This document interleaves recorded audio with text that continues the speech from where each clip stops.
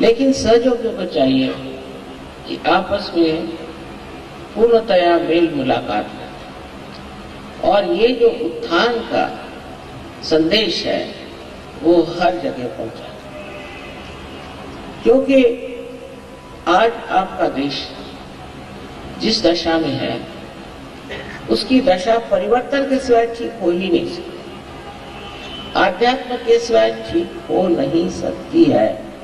आप कुछ भी कर लिए, आकाश में पेवन लगाने से हो नहीं सकती। इसी प्रकार कोशिश ये करनी चाहिए कि एक एक आदमी को सोचना चाहिए कि हम कितने लोगों को सहयोग के बारे में बताते हैं और हम कितने लोगों को सहयोग देते हैं।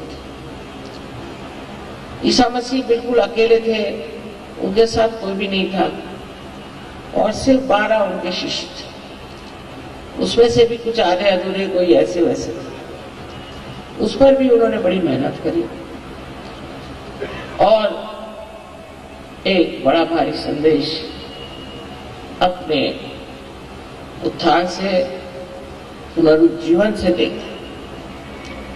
पर वो जो संदेश बाह्यता हमें दिखाई देता है वो वास्तविकता हमारे आज्ञा पर काम करता है और आज्ञा पर काम करके ही हम लोगों ने उस स्थिति को प्राप्त किया है जहां हम ब्रह्मरंध्र तक छेद पाए।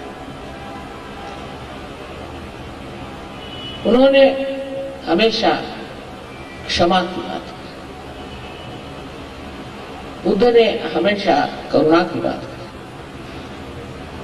उन्होंने हमेशा क्षमा की बात की कि आप सबको क्षमा करो। वो खुद क्रूस पे चढ़ के कहते थे, प्रभु इन सबको माफ करो, ये जानते नहीं ये लोग क्या करें, इसलिए तो माफ कर दो, अंधे हैं। ऐसी दशा में जबकि लोगों ने उनको कीले से ठोका था और सर में कांटों का मुकुट चढ़ाया था, उस वक्त भी उन्होंने कितने प्यार से ये बात कही, प्रभु इनको सबको माफ करो, क्योंकि ये जानते नहीं ये क्या करें। ये आज्ञा चक्र की कमाई, इसीलिए आज्ञा चक्र पे मैं हमेशा कहती हूँ कि आप लोग सबको माफ करो,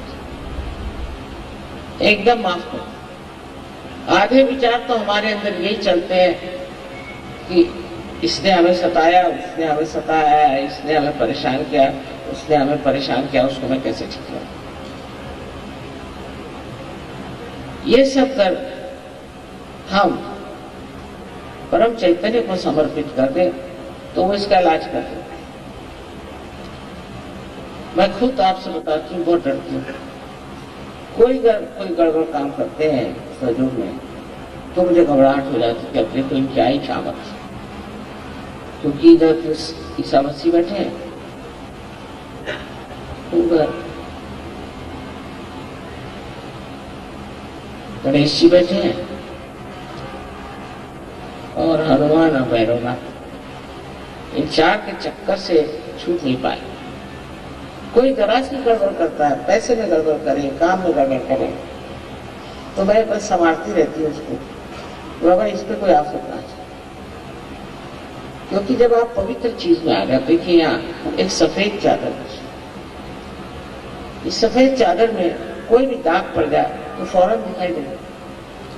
इसी प्रकार आपको एकदम निर्मल करती है और आपके अंदर अगर कोई दाग दिखाई तो वो फौरन पकड़ लेंगे और आपको ठीक करने के लिए न जाने कि आपको सजा देंगे। ये बड़ी मुश्किल है। हालांकि अपने समय तो उन्होंने अपने प्राण दे दिए, लेकिन हमारे बारे में उन्होंने ये कहा है कि हमारे लिए चाहे आप जो भी करें, लेकिन आदिशक्ति के बारे में अगर कुछ करिएगा तो मुझसे बुरा नहीं करो। और मैं देख रही हूँ वो करके बहुत गड़बड़ है, वो नहीं सहन कर सकते। अगर आपने मुझे मां माना है तो मैं उसका मान रखता हूं, और जब लोग सताते भी हैं तो मैं कहती हूँ, मैंने एक बार मुझे मां कहा, कोई हर्ज नहीं। लेकिन ये लोग नहीं इसको समझते। इसलिए आज याद रखना चाहिए कि हमारा जो उत्थान हुआ है, अर्थात यह आपकी पूर्व जन्म की बहुत बड़ी साधना, पूर्व जन्म की बहुत बड़ी मेहनत,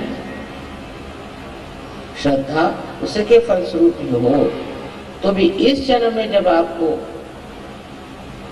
ये विशेष आशीर्वाद मिला हुआ है, बहुत ही अप्रतिम, जो कि लोग सोचते कभी हो ही नहीं सकता, ये जो आपने प्राप्त किया है, इसमें आपको एक ख्याल रखना चाहिए कि आप कोई गलत काम न करें,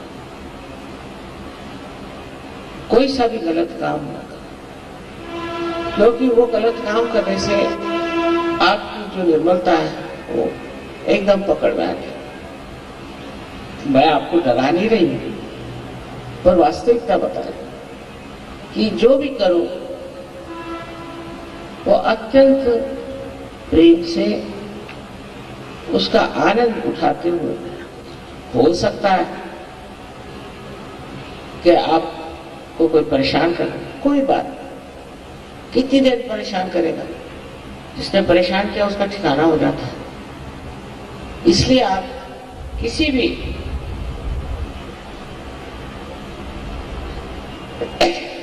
भी स्तर पे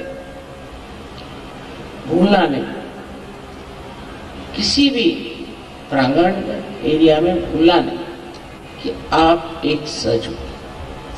पहले जमाने में कितने सज हो बताइए। एक सूफी वहां हुआ निजामुद्दीन, तो उनकी गर्दन काटने को शाह निकल आए।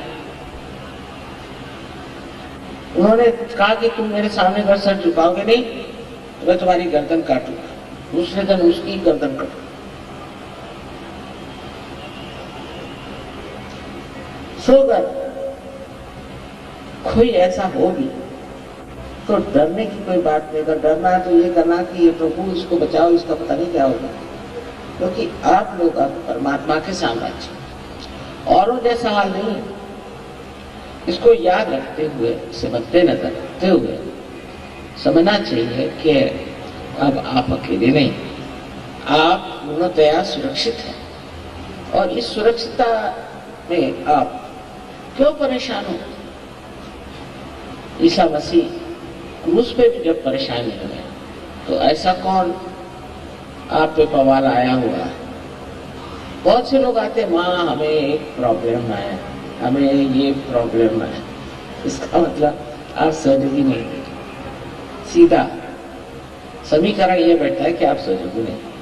जो सहयोगी होगा उसको कोई प्रॉब्लम होगा ही नहीं, क्योंकि आप बैठे हैं एक बड़ी ऊंची जगह और प्रॉब्लम यहाँ नीचे खेलते रहते हैं, उसको देखना मात्र है।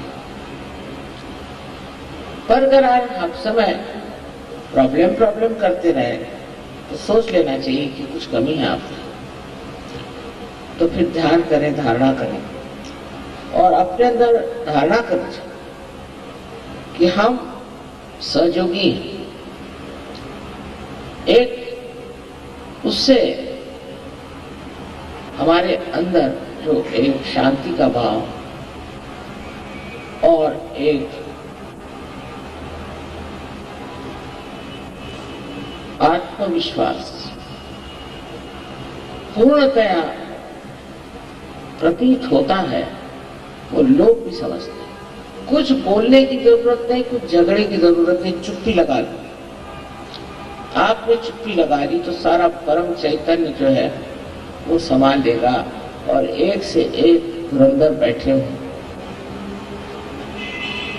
लेकिन अगर आप ही में दोष है तो कहेंगे इसको डुबकियां लगाओ दो चार। इस प्रकार आज हमें ईसा मसीह की एक छोटी सी जीवनी थी, 33 साल की उम्र में उनकी मृत्यु। वो मरी क्या थी बेचारा, भटकते रहे, भटकते हुए हिंदुस्तान भी आए और कितना जीवन में उन्होंने कार्य किया। उनका नाम लेकर के न जाने लोगों ने क्या क्या बनाया, कितनी तरह तक संस्था बनाया, ये करना वो करना, झूठ है सर, गड़बड़ है, पर कितना उन्होंने कहा। उनके मुंह में भी गलत गलत चीजें रख दी गई और इस तरह से लोगों ने एक झूठी संस्था भी बना दी।